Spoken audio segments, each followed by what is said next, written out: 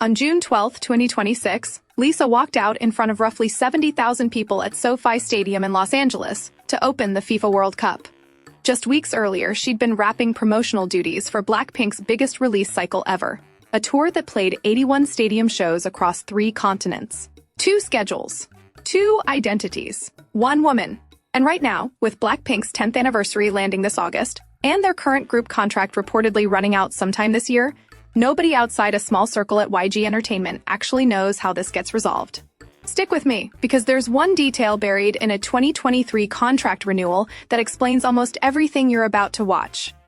B-roll suggestion: SoFi Stadium exterior at night, wide stadium crowd shots, BLACKPINK archival tour footage. Quick context if you're newer to this. BLACKPINK is the 4-member group, Jisoo, Jennie, Rose, and Lisa, that debuted under YG Entertainment in August 2016 and went on to become one of the biggest girl groups the music industry has ever produced. Lisa is the group's Thai member, its lead rapper and main dancer, and over the past 3 years she's built something almost entirely separate from BLACKPINK: her own record label, her own acting resume, her own luxury brand partnerships. In K-pop fan language, that stretch is called a solo era, a period where an idol is primarily promoting individual work instead of group material. Here's the actual tension this video is about. BLACKPINK just wrapped the biggest touring cycle of its career. Lisa's solo era, running in parallel, is arguably the biggest crossover year any K-pop soloist has ever had. Both of those things happened in the same 12 months, using the same 24 hours in every day.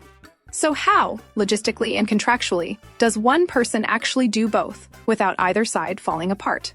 Let's break it down, starting with the group side of the equation. 1. The Deadline era.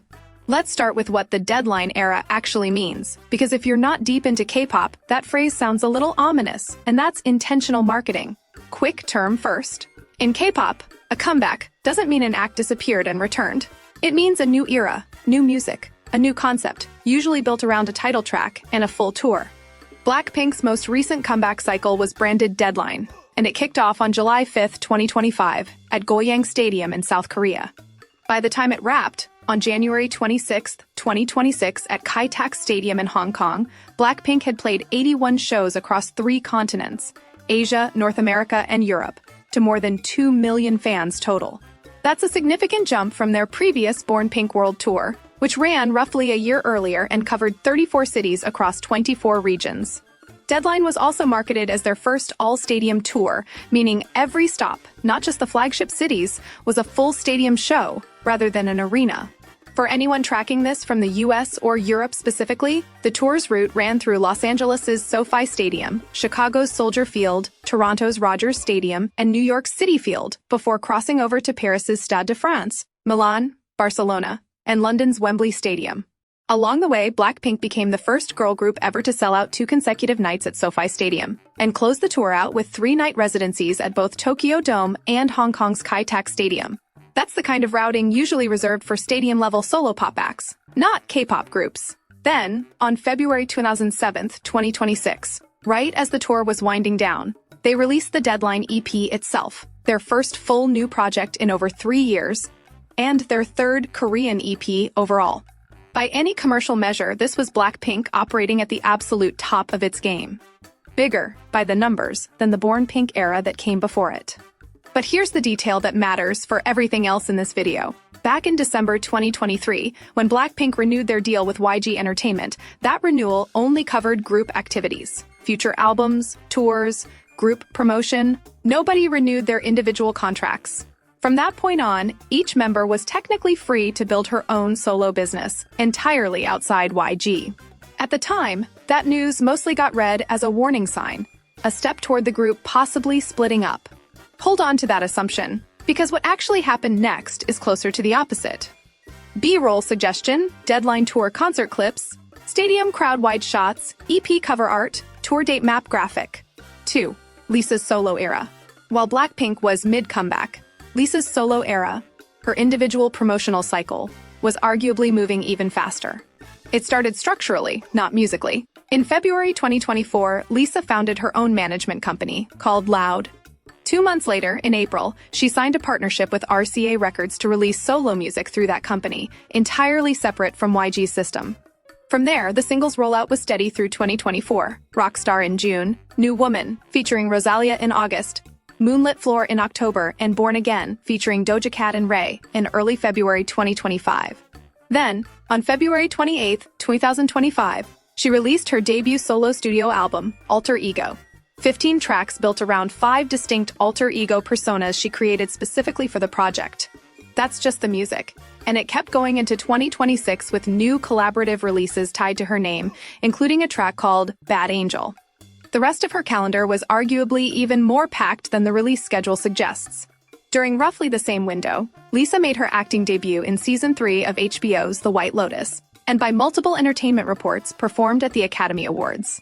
She was named a house ambassador for Louis Vuitton and has continued as the face of Bulgari, both brands under LVMH, the luxury conglomerate that owns dozens of the world's biggest fashion houses. Back in 2023, before any of this, she'd already become the first K-pop artist ever to perform at Paris's storied Crazy Horse Cabaret.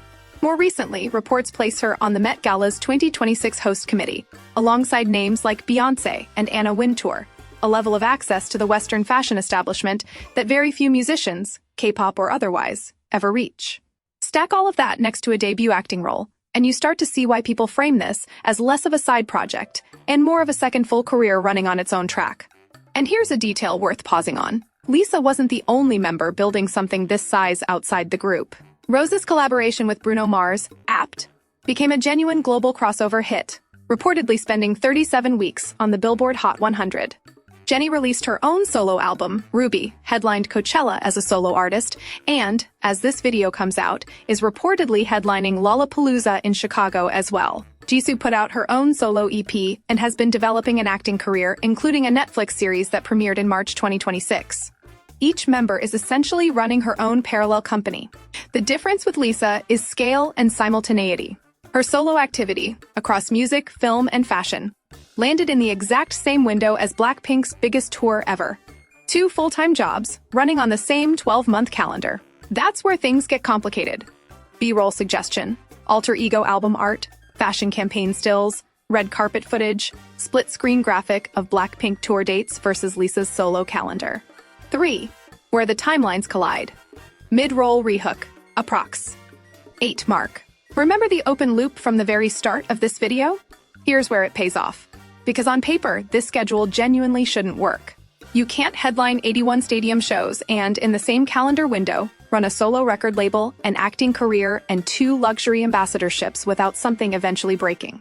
For a moment, in mid-2026, it looked like it might. On June 12th, deep inside BLACKPINK's post-tour promotional period, Lisa performed at the FIFA World Cup 2026 opening ceremony at SoFi Stadium in Los Angeles. Notably, that's the same stadium where BLACKPINK made touring history just months earlier. She performed Goals, a track built for the tournament's official soundtrack, alongside Anita and Rima, becoming the first member of a K-pop girl group ever to perform at a World Cup opening ceremony. That's not a small ask, schedule-wise. A World Cup opening ceremony broadcast to an audience that dwarfs even BLACKPINK's biggest stadium crowd, and it landed inside a year when the group was also expected to show up for 10th anniversary activity. This isn't actually unprecedented territory for K-pop either. Jungkook of BTS performed the World Cup opening ceremony back in 2022 in Qatar, while still an active member of his own group. Idols juggling major solo bookings and group obligations in the same calendar year has become close to normal at this level of the industry. What makes Lisa's case notable isn't that she's doing both. It's the sheer size of what's stacking up on both sides of the calendar at once, and how publicly visible each side is. From stadium tours to global broadcasts watched by people who've never heard a BLACKPINK song in their lives. B-roll suggestion, FIFA World Cup opening ceremony footage, SoFi Stadium exterior, split calendar graphic showing overlapping commitments. 4. What fans and insiders are saying. Naturally, a split this visible draws an audience of its own, and that audience is not entirely on board. When clips of Lisa's World Cup performance circulated, a segment of football fans, an audience with very little prior context on K-pop, pushed back hard. Some questioned why a K-pop soloist was on that stage at all, arguing she doesn't have the kind of globally dominant chart hit that headliners in that context usually carry. It became a genuine flashpoint, proof that stepping into a completely new arena, literally, comes with a new audience that doesn't automatically extend the same goodwill Blink's, that's BLACKPINK's fandom, would. Meanwhile, on the group side, a different kind of frustration has been building. In early March 2026, YG Entertainment laid out its full slate of planned 2026 releases and activities on its own YouTube channel. BLACKPINK barely appeared in it. For a group hitting its 10th anniversary that August, fans had expected something significant. A tour announcement, a special release, anything. Instead, they got what felt like a scheduling footnote. The Pink legacy is eternal. Started trending online shortly after, reading as equal parts pride and quiet disappointment. Industry coverage has started framing this less like typical K-pop drama and more like a genuine structural experiment. Outlets covering the contract situation point out that BLACKPINK now effectively operates as 4 independent companies loosely bound together by one narrow group-specific agreement. A hybrid model that's unusual for an act at this level of visibility, and one that other agencies are reportedly watching closely to see whether it actually holds up long-term. If it works, some industry writers argue, it could become a blueprint for how other veteran K-pop groups handle the tension between group loyalty and individual ambition once members hit their late 20s and early 30s. It's worth sitting with how unusual that actually is inside this industry. For most of K-pop's modern history, the standard model has been total agency control. One company managing music, schedule, endorsements, and public image for every member, group, and solo under a single roof. BLACKPINK splitting that apart, member by member, while still selling out stadiums as a unit, is the part insiders keep calling genuinely new. B-roll suggestion. Blurred, anonymized social media reaction screenshots. YG Entertainment building exterior. Fan event, or fan cam footage. 5. What history and the pattern suggest comes next? So where does this leave things, heading into the second half of 2026? A few data points are worth tracking. BLACKPINK's group-only contract with YG, signed in December 2023, was reportedly structured to run for roughly 3 years, which puts its expiration somewhere inside this same window as the group's 10th anniversary. Industry reporting suggests conversations about a renewal, or possibly a full restructuring of the deal, were expected to begin in the second half of 2026. There's also talk, so far unconfirmed officially, of a possible anniversary encore concert, most likely landing in Seoul. Quick term, for context, an encore in K-pop touring language usually means additional shows added after a tour's original run has technically ended, often tied to a milestone rather than brand new music. Lisa's solo calendar, for its part, shows no sign of slowing down to wait for any of that. On top of the festival headlining slot already mentioned, reports point to continued acting and brand commitments already in motion for the rest of the year. And she's not alone in staying busy. Around the same window, Jennie has reportedly picked up a headlining festival slot of her own. Jisoo has continued building her acting resume beyond her Netflix debut, and Rose's music continues to perform well internationally off the back of Apt. All 4 calendars, running independently, all still technically waiting on the same one group decision. Put simply, whatever version of BLACKPINK returns for its second decade, if it returns as a fully centralized group at all, may look structurally different from the one that opened the Deadline era. And the members themselves may have more say in that shape than any K-pop group before them. B-roll suggestion. Seoul skyline, anniversary countdown graphic, festival stage footage. Turning point, 15/30/17. Here's the piece of this that actually answers the question in the title, and it's not really about scheduling logistics at all. It's about who's legally in charge of each part of Lisa's time. BLACKPINK, structurally, doesn't run on one calendar anymore. It runs on 5. Lisa's solo work is managed through LLOUD and RCA. Jennie's ventures run through her own operation. Jisoo has her own label. Rose has hers. And layered on top of all 4 separate businesses sits exactly one contract. Narrow, group-specific, covering nothing but comebacks and tours. That's the actual mechanism behind the balance. Lisa isn't squeezing a solo career into the gaps of a BLACKPINK schedule the way idols historically had to, back when a single agency controlled nearly every hour of an idol's calendar. The infrastructure was deliberately rebuilt in December 2023, specifically so that wouldn't be necessary anymore. Her solo team and BLACKPINK's group team are, legally and operationally, 2 separate businesses that happen to share the same 4 faces. It doesn't erase the tension completely. A person can still only physically be in one stadium at a time, and a World Cup opening ceremony will always risk colliding with something else on somebody's calendar. But it explains, very specifically, why this arrangement hasn't collapsed the way a lot of fans genuinely predicted it might, back when the no individual contract renewal news first broke in 2023. Think of it less like one person managing a single overloaded schedule and more like a small holding company. 4 subsidiaries, LLOUD, and the ventures run by Jennie, Jisoo, and Rose, each answering to their own leadership, their own release calendars, their own deals. Then, once or twice every few years, all 4 of those subsidiaries temporarily merge back into a single BLACKPINK-branded division to make an album and tour together. That merger is the only part YG Entertainment still directly controls.